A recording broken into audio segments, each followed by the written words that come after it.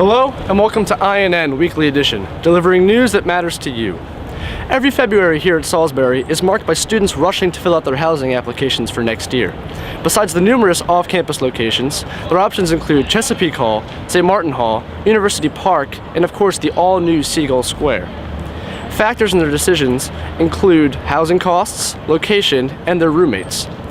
To find out more about what happens behind the scenes of housing, INN took some time with Salisbury University administration. Shane Yeager has more.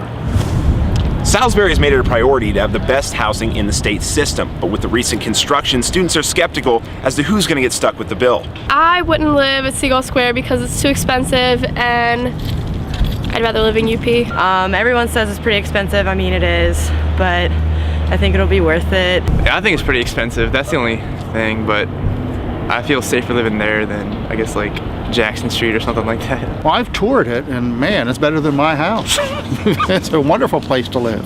It's expensive. I mean, looking at the layout looks nice, like, you know, coming up. It's someplace I would live if I had the money. Seagull Square on paper is the most expensive housing option, rolling in at $8,100 for a 12-month lease, or $675 a month.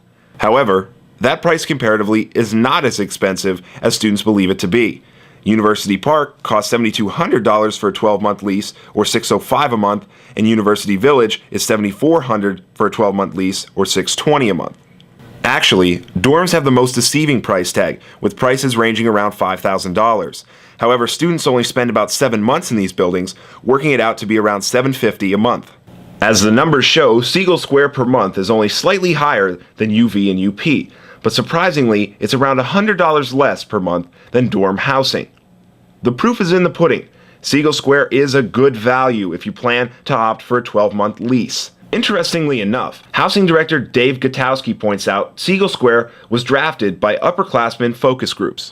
What is in Seagull Square, it's coming right out of focus groups from students. They wanted 12-month housing, they wanted single rooms, they wanted 2-to-1 ratios for bathrooms, or even some that had their own bathrooms, maybe 4-to-4s, 2-to-2s. Students were asking for, actually they were asking for a UP type setup with internal security.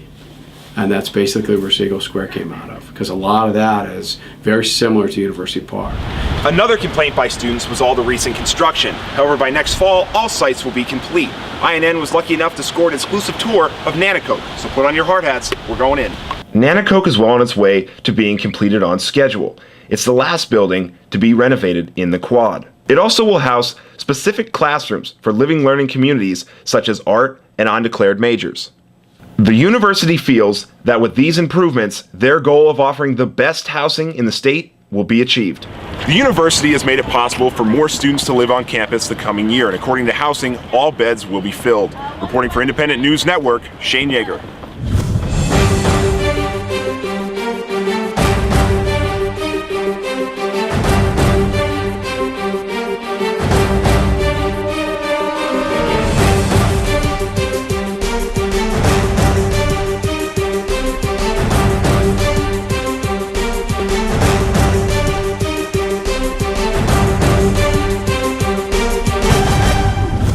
Thank you for watching INN Weekly Edition, and be sure to watch us next Thursday for our next episode. Please visit our website as well, www.inn.site11.com, to find out more news that matters to you. For the Independent News Network, Bennett Erdman.